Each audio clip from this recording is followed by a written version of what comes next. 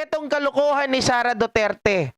Nainis na po sa kanya ngayon ang House of Representatives, particular po itong si Joel Chua, na sinasabi na abusado itong si Sara Duterte, mga kababayan. Pumapalag itong si Joel Chua kung ang Malacanang medyo malambot, kung ang ibang mga government agency malambot, itong si Joel Chua, mga kababayan, ay nagpapasaring kay Sara Duterte. Sinupalpal niya po ito at sinabihan, mga kababayan, na hindi ata abogado yan. Bakit, mga ka-GP Natics? Ito po ang sinabi ni Congressman Joel Chua. Teka lang ha. Oh. Or ni Joel.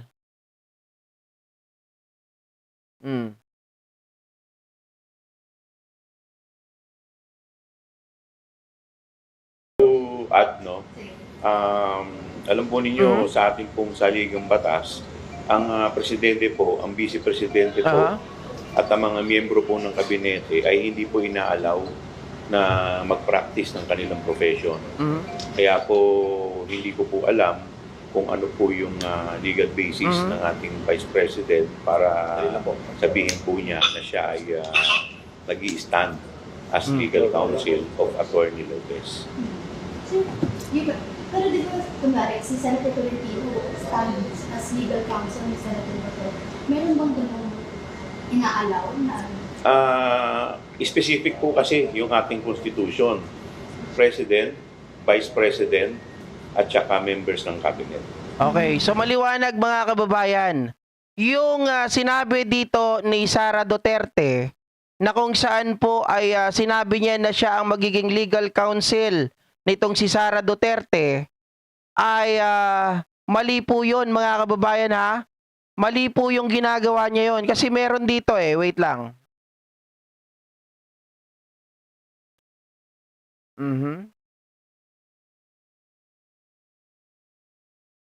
Ito yung eksena na yan. For the years 2022. Ma'am, no, we're just reading po the order. Opo. Yes, ma'am. Opo. Yes, ma'am. Yes, ma'am. Opo. Yes, ma'am. Hindi nyo masyado marinig. Okay. I-play na lang natin, mga ka-GP Natics, yung video na kung saan po ay sinabi talaga ni Sara Duterte that she is the ang tatayong counsel or abogado nitong si Zuleika Lopez. Nawala pa Ito. Lahat po kakayanin po natin. Hindi po tayo uunlad kung wala akong tulungan. Anumang panahon, Hindi ko yan pwedeng pabayaan. Ayaw mag-play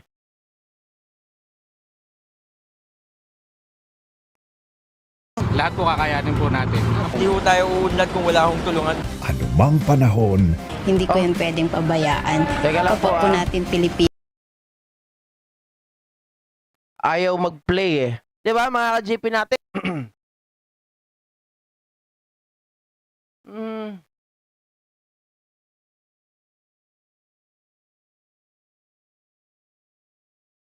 Yun.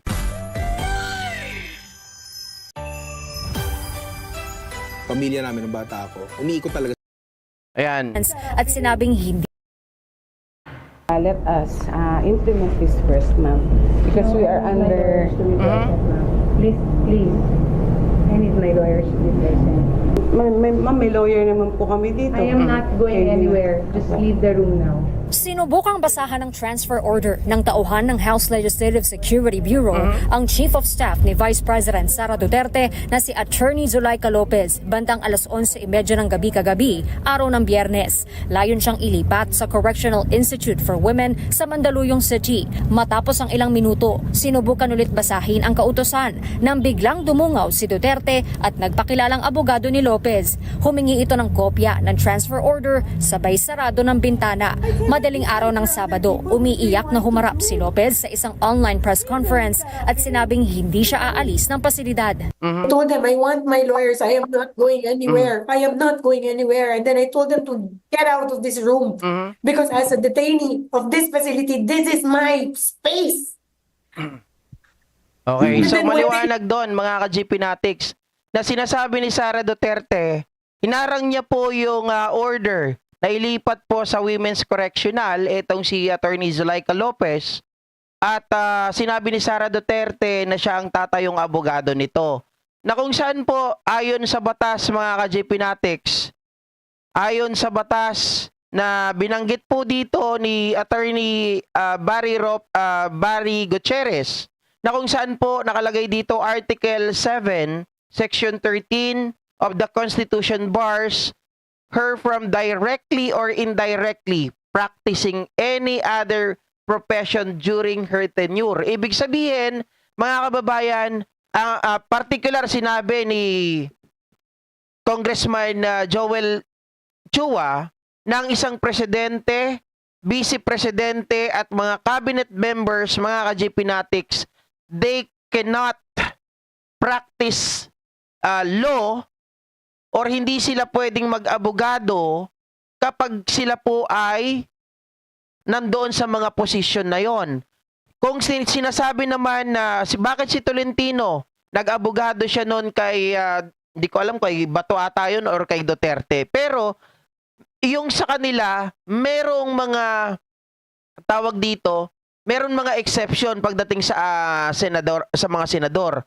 Pero sa mga cabinet secretary, sa BP or vice president, sa presidente, sinasabi nga po ng Article 7, Section 13 na bawal po indirectly or directly, bawal na i-practice nila yung kanilang profession.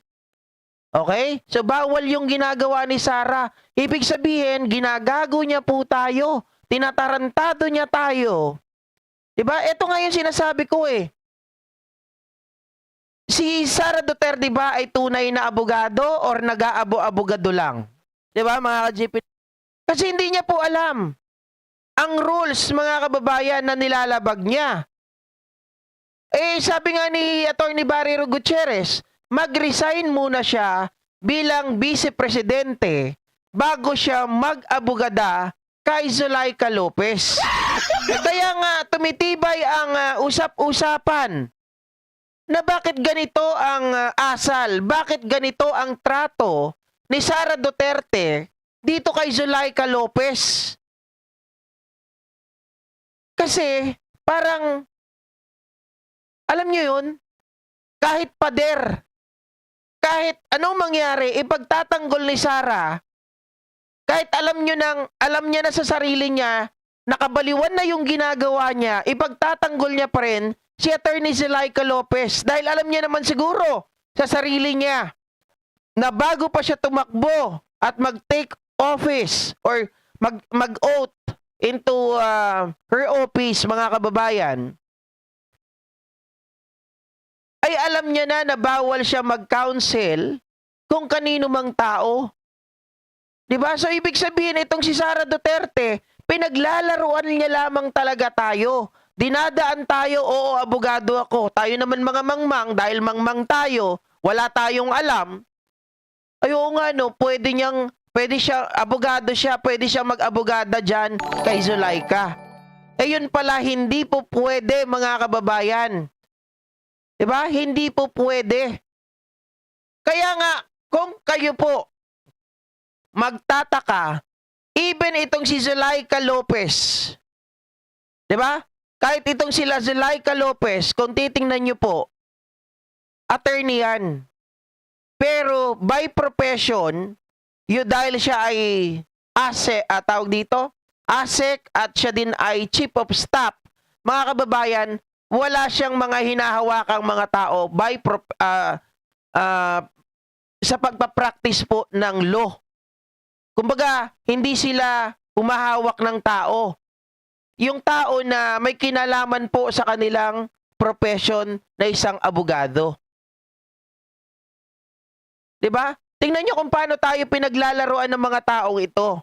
Ginagamit nila yung title nila na hindi naman pala applicable doon sa kanilang ginagawa. So therefore, mga kababayan, Sara Duterte has no point. 'Di ba? Wala siyang karapatan para harangin yung ginagawa ng Committee on Good Government and Public Accountability. Wala siyang karapatan. Sabi ko nga, squatter na siya doon sa House of Representative dahil yung nag-o-office doon sa lugar na yon ay hindi nga pumapasok. 'Di ba? 'Di ba? Tapos mga kababayan, ang gusto niya pang mangyari, tinataranta niya pa yung mga security personnel doon sa lugar na yon. Ano pa yung ginagawa nito ni Sara sa kanya pong pagkukunwari, 'di ba? Pagpipretend na siya ang counsel nitong si Zulaika Lopez, mga ka-JP Natics, Integrated Bar of the Philippines. Baka siguro pwede nyo nang tingnan to. Bukod sa pagmumura, bukod po sa tawag dito, pag-threat sa buhay nila Pangulong Bongbong Marcos, ni FL Lisa, at ni Speaker Martin Romualdez, at itong pagkukunwari na siya ang legal counsel na kahit alam niya siya ay vice presidente, hindi niya siya pwedeng mag-counsel sa isang tao, ay ginagamit niya. It's about time siguro, Integrated Bar of the Philippines, para tingnan nyo kung tama pa ba ang ginagawa ng taong ito. Tama pa ba yung itinatakbo ng utak na ito ni Sara Duterte? Diba? Oh, kita nyo, may naghahamon dito ng suntukan. Ganito talaga yung mga taong mga sintu-sinto mana sa amo. Diba? Oh? Bobo daw magsalita. Totoo naman, sino bang mas bobo? Ako o yung abogada? Na sinasabi niya, abogada siya. Pero ang linaw-linaw, sinabi dito, ulitin ko, mga pulpol, ha? Mga panauhing pantanga. Ayan, sabi ni Joel Chua. Oh. To add, no?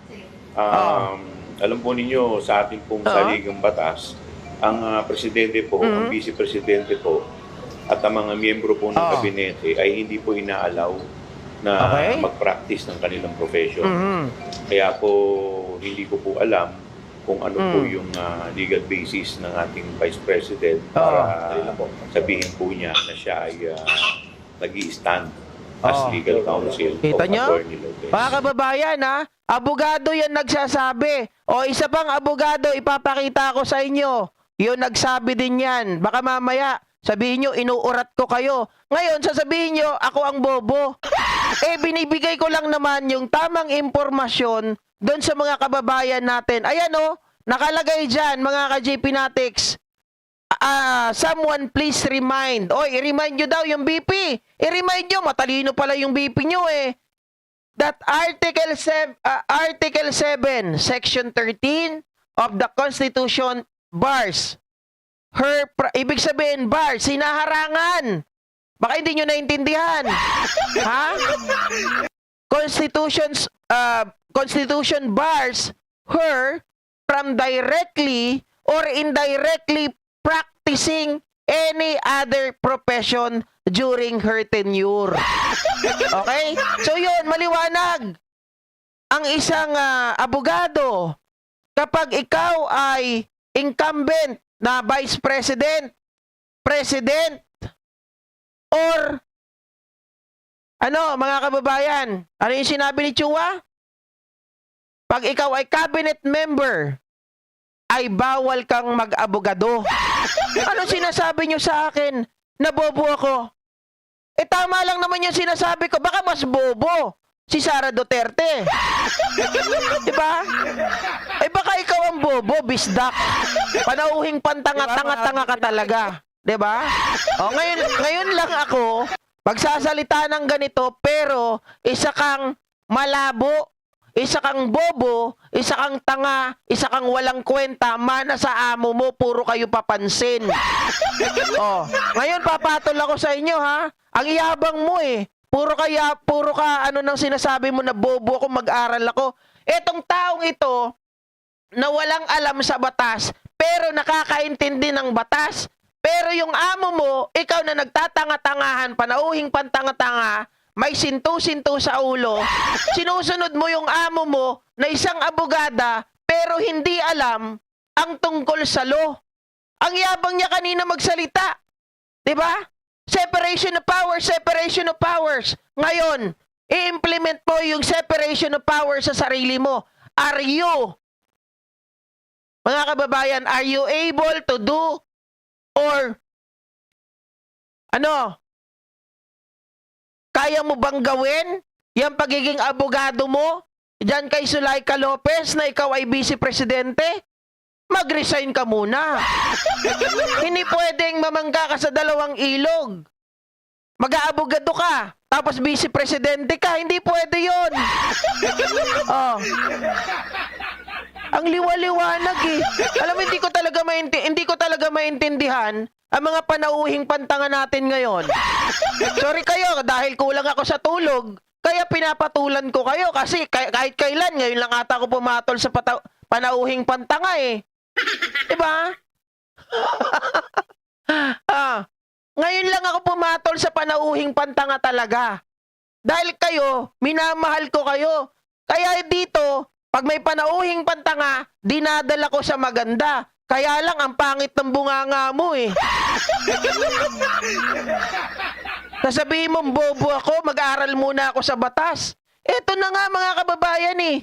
Nag-due diligence ako, mag-research kahit papano at maintindihan ko at ipasa ko doon sa mga viewers ko, followers ko, nagmamahal sa akin na sila ay matuto at hindi sila mapariwara.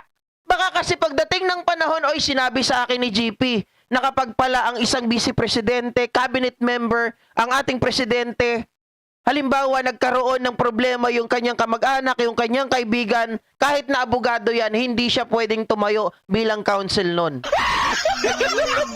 So, hahanap ka pa rin ng iba. Yun ang sinasabi ko. 'Di ba? Hindi tayo nagbibigay ng fake news dito.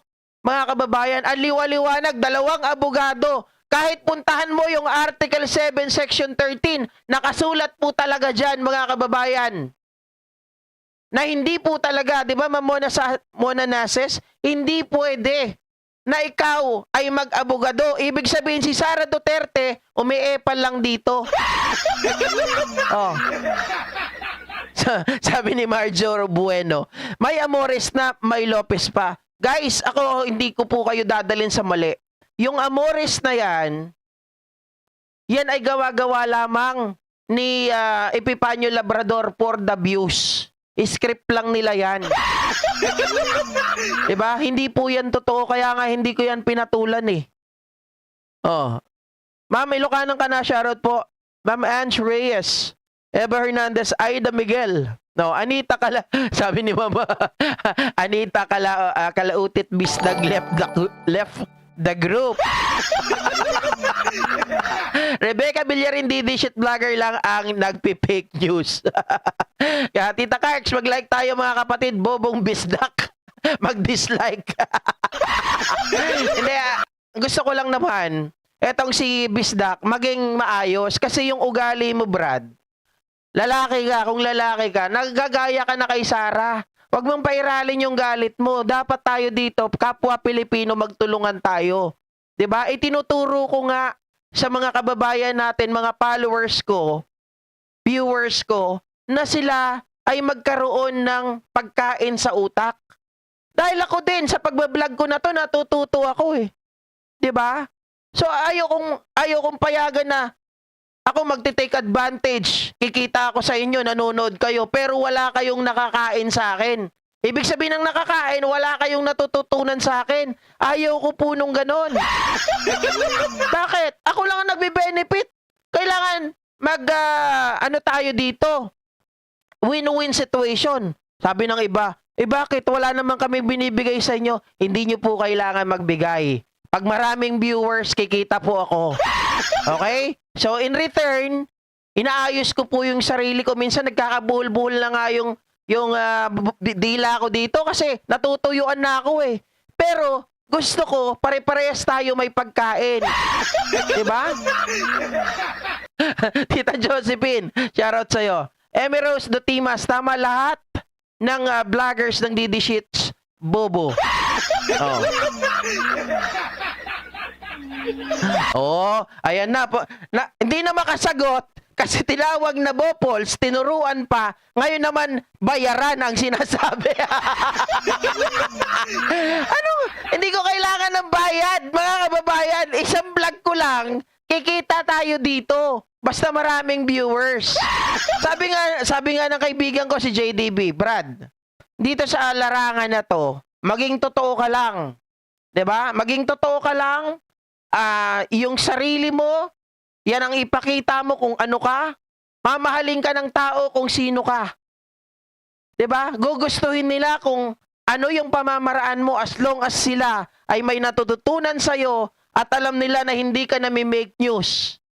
Kasi pag ako nagtitrip ako, banda sa uli sasabihin ko yan. Nagtatawanan lang talaga kami. Ganun ako eh. Katulad nung, di ba mga ka-GP Natik, sabi kong ganun, nahanap na si Kibuloy. Oh, saan nahanap si Kibuloy? Nung hindi pa nahanap si Kibuloy, ataw si Harry Roque. Oh, naiinis sila sa akin. Sabi kong ganun. Kayo naman, puro biro lang nga yun eh. Siniseryoso nyo masyado. Ganun ako. 'Di ba? Alam natin kung kailan yung seryoso, kailan yung hindi. Kung taga Pinas ang pang 1K like, bigyan ko 1K Gcash. Nako tita, okay lang ako, 'di ba? Walang problema sa akin 'yan. Sabi ko nga eh. Lalaki at lalaki ang viewers na 'yan. Kaya guys, sa mga nakikita ko ngayon na mga government vloggers, no? Isa sa mga inahangaan ko na talagang ito si Tita Carclea din. Yan, hindi nyo makikitaan ng fake news yan. Ibang style naman yung kanya. Diba? Edith Raimundo, dapat lang maging tapat. Correct. Mga kababayan, yung pag-stay nyo dito, diba? Yung pag-stay nyo dito, malaking bagay yan para sa amin. Kasi nagge-generate ang pera, nagge-generate ang views, that na ito po ay nagiging pera in the future. At syempre, yung trust and confidence ng mga nanonood sa iyo, pag sinira mo yan, diyan ka rin masisira. Di ba, Ma'am Florida Greenfield? Yan ang ayaw ko. Mga kababayan, kasi takot ako sa multo. Yung multo ko, mga kababayan, yung layuan ako ng tao, ayaw ko po nun. Kaya kung may napapansin nga kayo sa akin na mali, 'di ba? Katulad po nung nakaraan, tanggap ko 'yon. Hindi ko masyadong na-research yung tungkol sa penman yung sign pag ng waiver, 'di ba? Na yung and or. Hindi ko 'yon masyadong na-research. Kaya nung marami nagko-comment diyan sa comment section, tinatanggap ko kasi matututo rin ako sa inyo. 'Yun ang gusto ko, win-win situation tayo, mga kababayan. 'Di ba? Tama po kayo, Big Time TV. Kawawa po ang bansa natin kung tumatalima o kung sila po ay pumapayag doon sa kamangmangan. 'Di ba? Kita nyo, si Sara Duterte, ginagago na tayo. Kung walang magbabalita na kagaya po namin, maraming maniniwala na Sara Duterte can actually stand as lawyer of Attorney Zulaika Lopez. Pero ako nandito, ipinapakita ko sa inyo yan, ina-highlight ko, 'di ba? Kasama po kayo sa comment section, binabasa ko, para pare-parehas tayo, malaman natin. Bakit? Alam ng mga nakakausap ko diyan kung bakit ako ganito. Kasi marami po akong nakikita pag nagpupunta ako ng ibang lugar, may mga matatanda na nami-misinform. Hindi po nila alam yung totoo sa hindi kasi iisa lang yung napapanood nila. 'Di ba? Mga kababayan? Oh. Anyway, at least sabi ni Argo, umepal na naman si Barry. Okay lang yan, Argo. At least, tama yung sinasabi ni Barry Gutierrez. Ikaw naman, Argo, umepal man yan, yan yung tamang pag-epal. Kasi, kung hindi umepal si Barry Gutierrez, hindi ko titingnan yan eh. Yung Article 7, Section 13. Kung hindi rin nagsalita si Chua, hindi ko titingnan yan. Diba? At least tayo, nagkaroon tayo ng due diligence, nakita natin na yung mga bagay na yan, itong si Sara Duterte, minimislead tayo. Diba? Kung sino ang totoong weak, ay si Sara Duterte yon. Dahil akala niya, kaya niyang utuin yung mga tao. Hindi po tayo ganon, mga kababayan. Sabi ni Ma'am Loreto Reynolds, ay Sir Loreto, nagimas nga Bikilinday tanga Sara. Hoy, kaaway natin na sila Pinklawan. No, mga kababayan, sabi ni PBBM, ako ay presidente ng hindi lang 31 million. Ako ay presidente ng 115 million. Yan ang sinabi niya. Walang kulay. Nakita nyo naman, mga ka-JP Natics, ang Pinglawan-Dilawan noong mga nagdaang administrasyon, kaliwat kanan, nasa kalye. Sila po ay nagrarally. Diba? Pero ngayon, sino na lang ang nagrarally? Oh, mga Duterte. Yung mga trolls ng Duterte at yung mga Dutertaes. Diba? Sila na lang ang nakikita natin. Bakit? Ang Pinklawan, Dilawan, kakampi na natin. Kasi nakikita nila na ang ginagawa ng presidente natin ay tama. O, bakit hindi nila kakampihan? At sinabi rin ng Biblia yan, mga kababayan, suportahan kung sino ang namumuno. Huwag niyong i-oppose palagi. Okay lang mag-oppose, pero in a constructive manner. Pero kapag ito ay pang-oppose na dahil inggit ka lang, umikit ka na lang. Oh. Diba? Yun eh. Hayaan niyo po yung mga naliligaw dyan. Yung mga yan, papunta yan ng impyerno. Bakit? Gusto nila si Sara.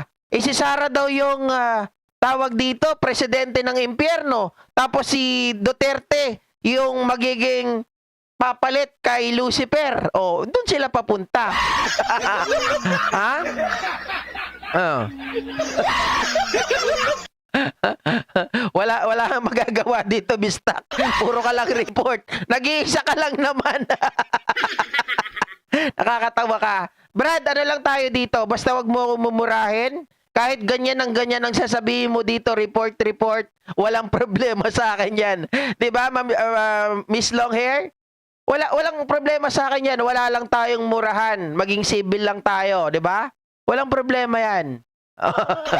Ayan o. O, tanggalin na natin. Bastos na eh.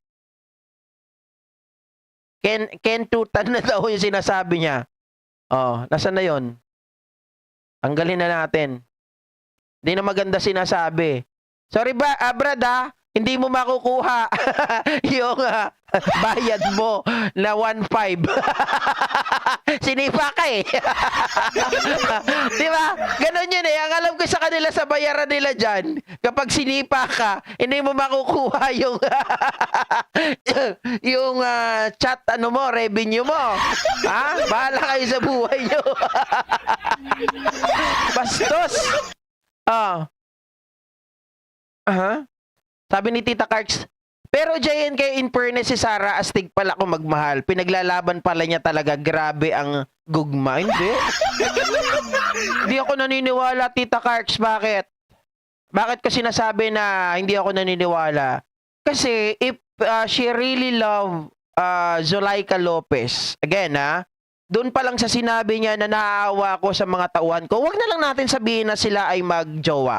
Let's say sabihin natin na relationship between amo tapos employee. Ganun na lang. 'Di ba? Ako ang boss, employee, or si Sara ang boss, employee niya si Zulaika. Sabi niya gano'n, naawa ako sa mga tao ko. Kung naawa ka sa tao mo, why don't you move, mga kababayan, and take action of whatever really happened? The only answer is ikaw. Ikaw yung humarap sa committee, ikaw ang sumagot ng mga allegations. Even yung kanina, wala ka naman sinabi, wala kang sinagot. 'Di ba? Ang sinagot mo lang doon, totoo, yung envelope. Oh, pero hindi mo sinagot yung iba pang mga issue.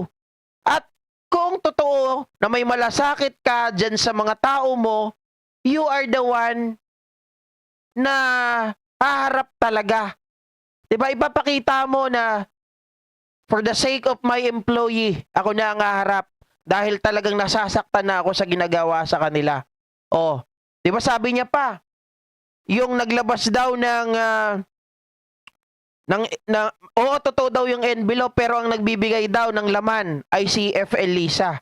So, kung totoo yan, bakit ngayon hindi namin malaman or bakit ayaw mong tumindig dyan sa house para ipakita yung ebidensya mo? Sabi mo, mahal mo yung mga tao mo. Ba't ayaw mong ilabas? Kung may ebidensya ka, otherwise, wala.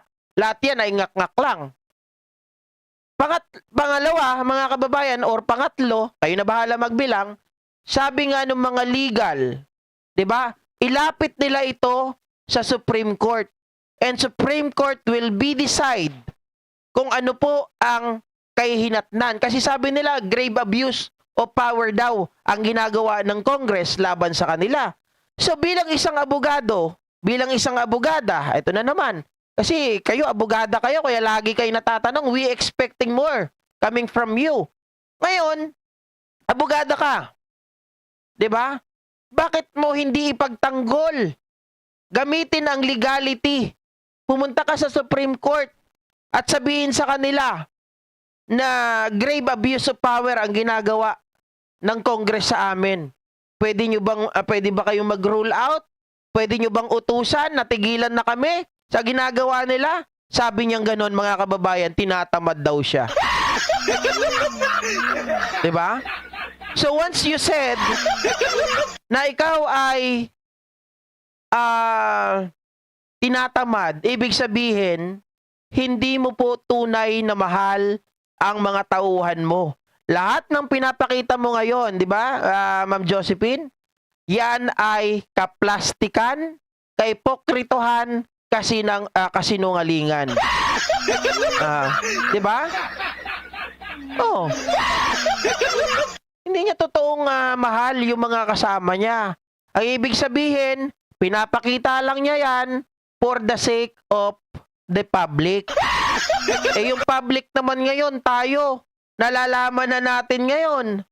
'Di ba? Alam na natin kung ano talaga yung totoo sa hindi.